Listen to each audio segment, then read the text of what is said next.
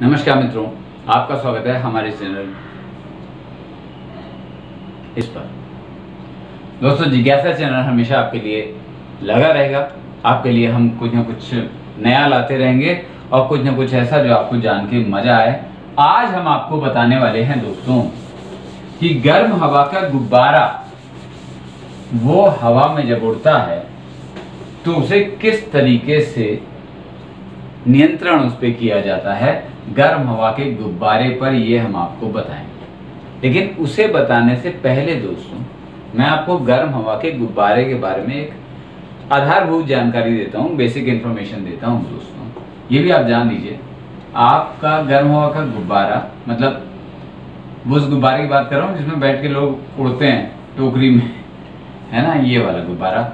ये जो होता है दोस्तों, ये इसकी बात कर रहा हूँ मैं।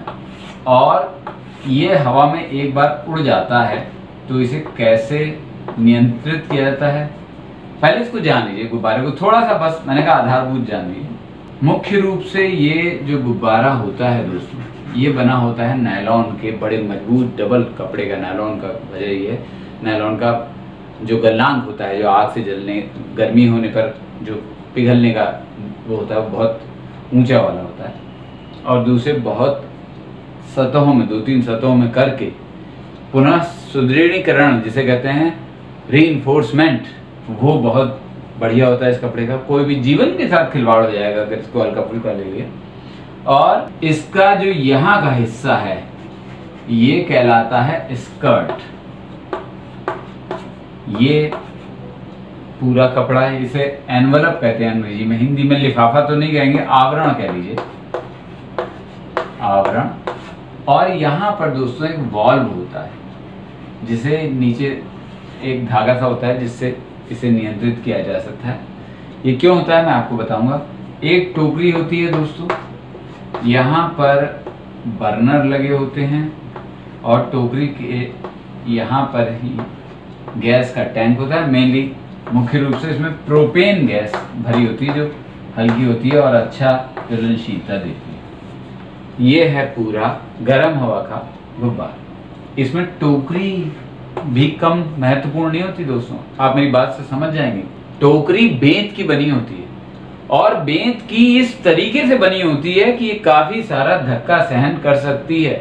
इसको ऐसे समझिए, गुब्बारा हवा में जब दिखता है तो हवा में दिखता है, पर जब वो जमीन पे आता है और उसमें भी अच्छे खासे लोग होते हैं तो जमीन से जब टोकरी टकराती है तो कोई और धातु होगी। दो चीजें, एक तो मजबूती बेंत में और दूसरे लचीलापन, फ्लैक्सिबिलिटी, ये दोनों होती है।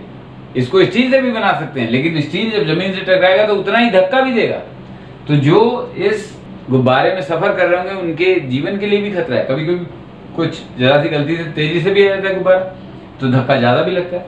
तो ये स्वयं में एक अवशोषक, धक्के अवशोषक का या शॉक अब्जॉर्बर का काम करता है और लोगों की जान भी बचाता है, या समझिए चोट से उन्हें बचाती है। ये टोकरी जो सबसे छोटी नजर आ रही है, स्कर्ट वाला हिस्सा इसलिए मजबूत होता है और बहुत जो आग रोधी रसायनों से इस पे लेप किए जाते हैं। क्यों? यही तो जेट लगा होता है, यहाँ से जेट जलाकर हवा गर्म करके ऊपर जाती है। तो जेट तो यहाँ लगा होता है, अच्छी खासी आग होती है, यहाँ पे अच्छी खासी आग जल रही होती है। जो टोकरी में आप खड़े होते हैं तो आपको महसूस होता है कि कितना गर्म होता है इसके आसपास का वातावरण। ये उस आग को सहन करता है। तो स्कर्ट वाला हिस्सा बहुत महत्वपूर्ण होता है।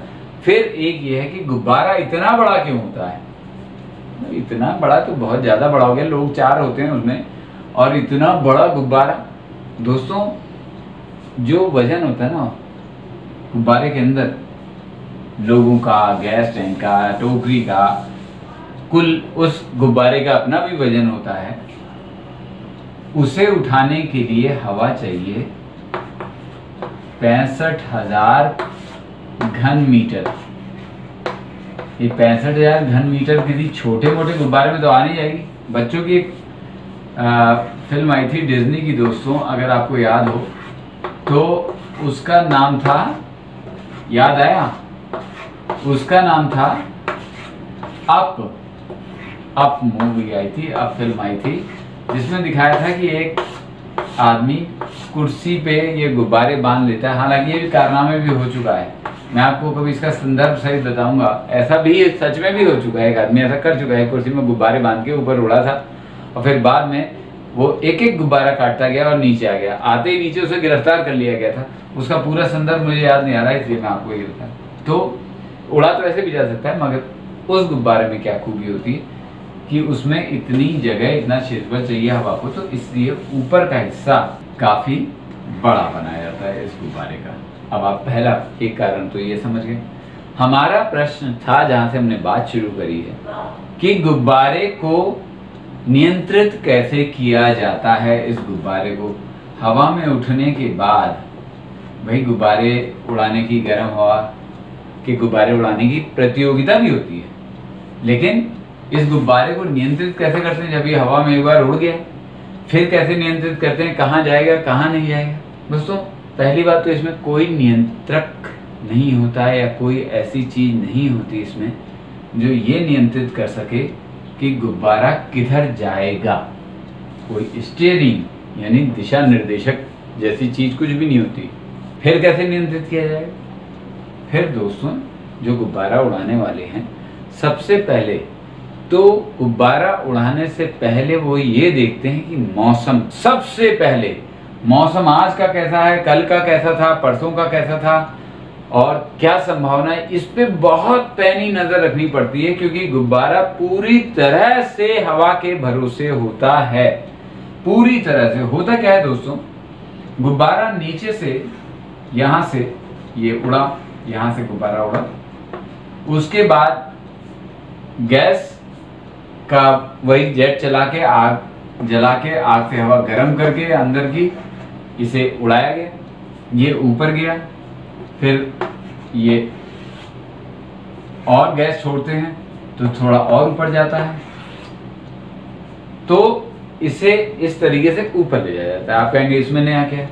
बस इसी चीज का फायदा उठाया जाता है। होता क्या है, अलग अलग ऊंचाइयों पर हवा की दिशा भी भिन्न भिन्न हो सकती है। पहले तो देख लेते हैं जो गुब्बारा उड़ाने वाला है, जो गुब्बारे को उड़ा रहा है, वो ये देख लेते हैं कि बहुत, मैंने कहा मौसम को देखते हैं कि बहुत तेज हवाएं चलने का कोई आसार तो नहीं, फिर वो उड़ाते हैं।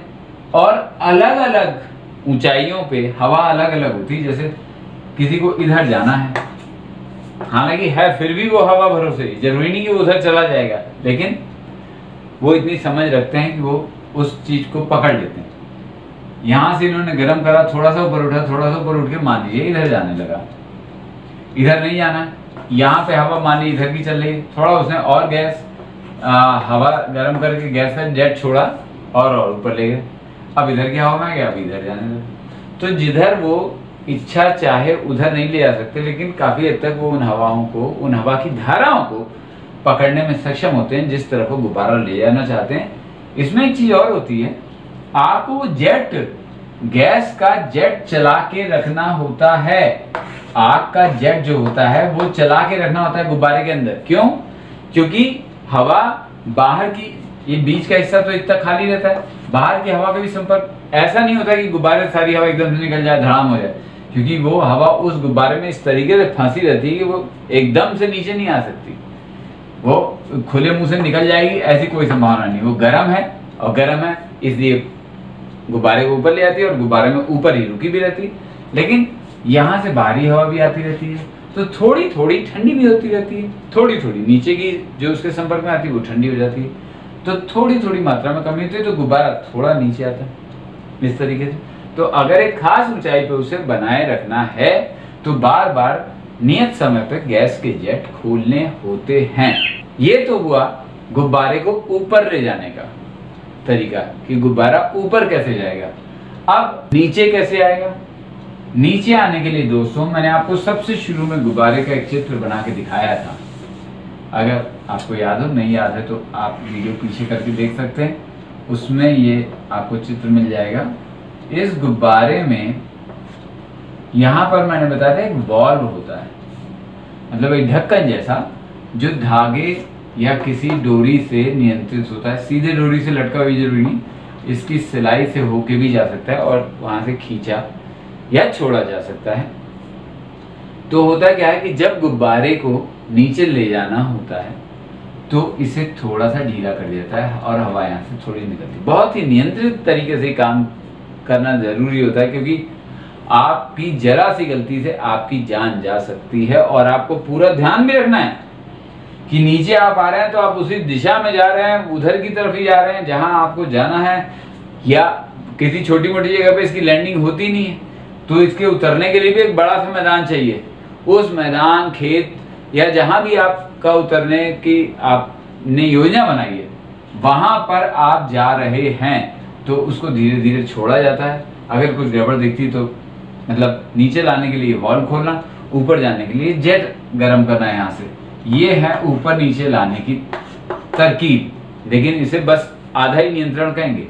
आगे पीछे जाने के लिए हवाओं का अपनी समझ के अनुसार इस्तेमाल करना और किस्मत को अपने साथ देखने की ख्वाहिश करना, क्योंकि हवा आपने सोचा जी ऊपर जाके उधर जा रही है, उधर नहीं जा रही, आप ऊपर गए वो इधर ही जा रही है, तो आपको काफी हद तक इंतजार करना पड़ता है। आप इस ऊंचाई पे गए, आपने सोचा जी यहाँ से यहाँ जाके यहाँ उतरना है, आप इस ऊंचाई पे गए, हवा इधर जा रही है, आपने सोचा थोड़ा और ऊंचे जाते हैं, फिर इधर जा रही है, फिर थोड़ा तो आपको यहाँ तक आने का इंतजार करना पड़ेगा, उस सही हवा को पकड़ के उधर की तरफ चलने का।